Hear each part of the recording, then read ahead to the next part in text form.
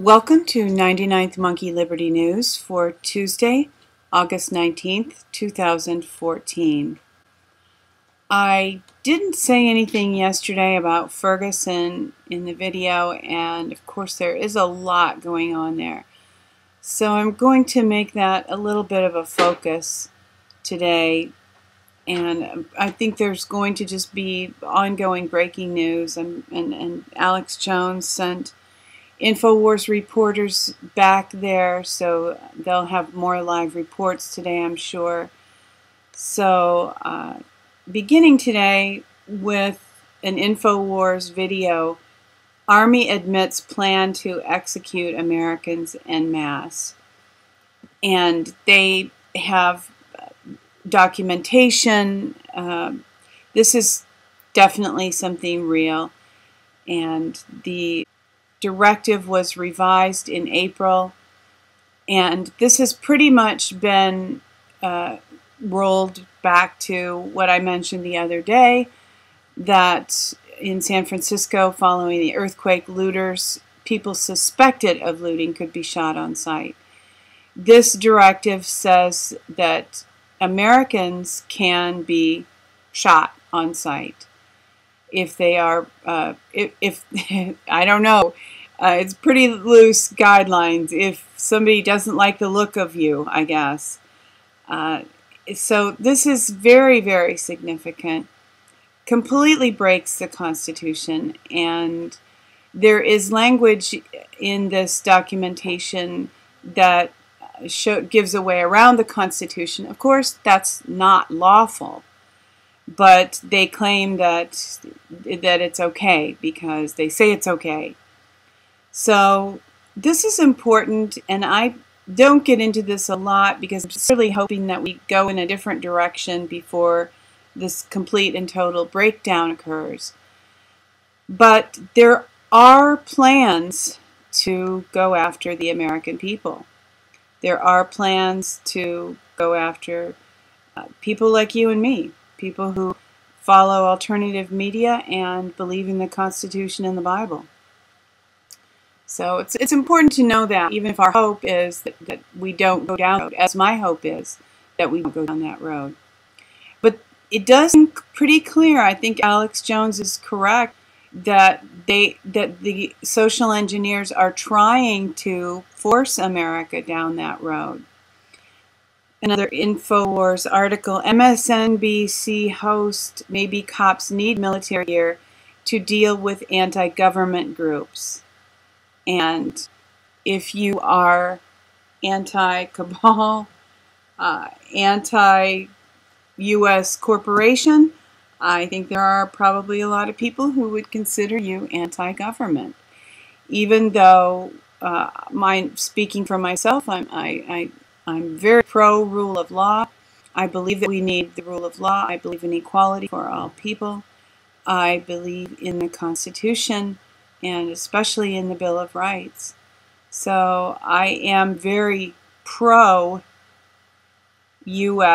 Republic, but I will freely admit that I am not pro-cabal. I am not pro-U.S. corporate government. I'm not violent. I don't have any plans except to keep doing what I'm doing, which is exposing them. But there are people who consider people like me a threat. Yeah, I'm a grandmother. I'm pretty harmless. But, you know, if you don't preach the party line along with the MSNBC people, you know, you're considered a threat by some people. I found this really interesting, and this makes it seem clear to me that there are provocateurs, that there are people who are intentionally trying to exacerbate this situation. Ferguson protester Lofts ISIS sign, and there's a sign that says, "ISIS is here." During a CNN interview last night in Ferguson, Missouri, a protester held up a sign declaring ISIS is here.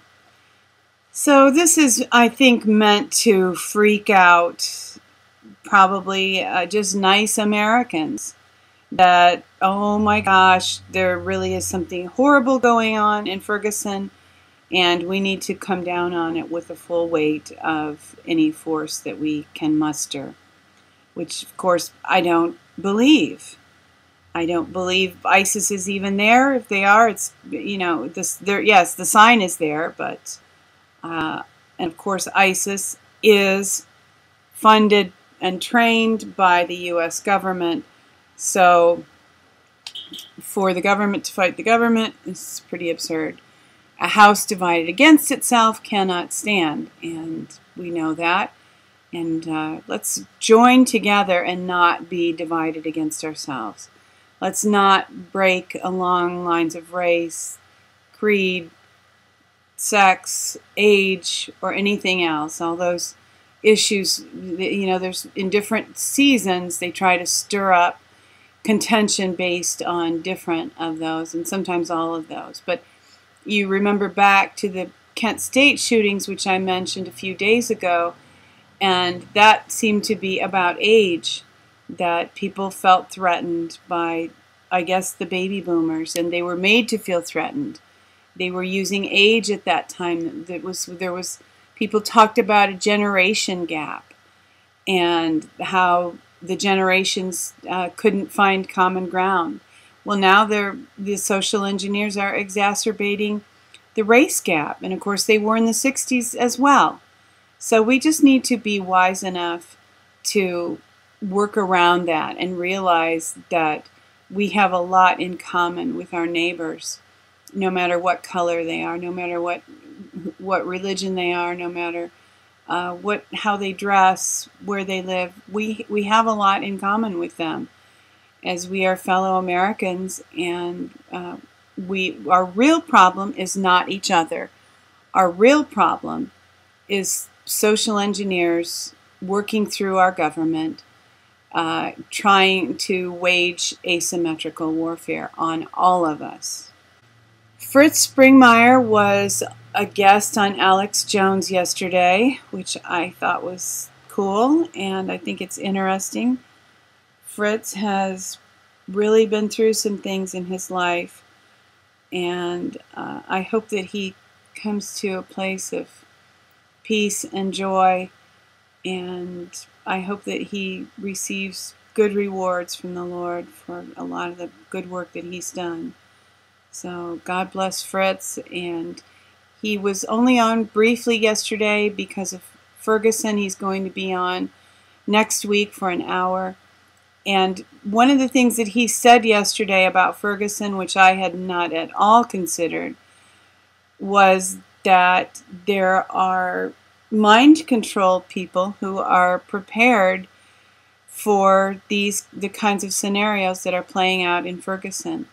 So they'll be triggered by something, and they will become involved in the kind of thing that's going on in Ferguson, and they will amp up the situation even further.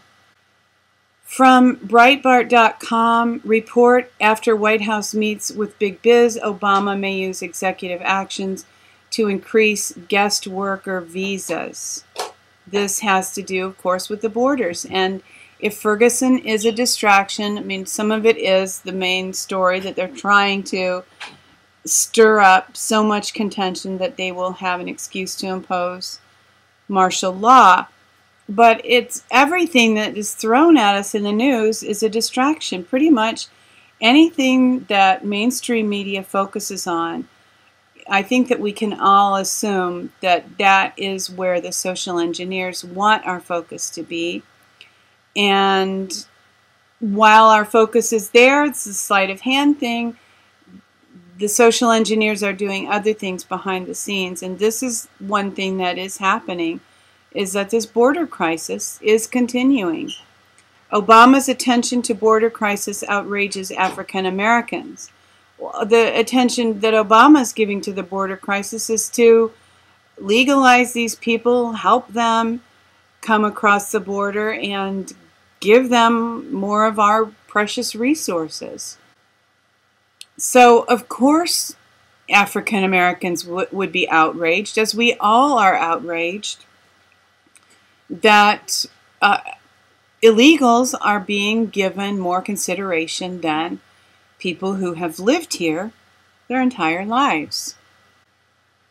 For a little more ethereal news, this is on Koila Pele's blog, David Wilcock comment at Ben Fulford's latest article. There were actually 3 comments. I have only skimmed the first one, but I plan to read all 3, and I believe that people may find them of interest. And as you know, if you listen to these videos on a regular basis, I don't agree with absolutely everything that David Wilcock says, but I believe that he has good intentions, and I believe that he has a perspective and wisdom that can be helpful for us. And I'm ending today with this good news. This is what needs to happen in Ferguson and throughout the United States. People who are meant to be enemies need to come together and refuse to be enemies. From RT, Jews and Arabs refuse to be enemies. Thousands call for peace at Tel Aviv rally. And I found this remarkable, encouraging, as I believe many of you will, and also inspiring. This is a message for us. We can refuse to be enemies with people. Thank you for tuning in for today's 99th Monkey Liberty News. Weeping may endure for a night, but joy comes in the morning.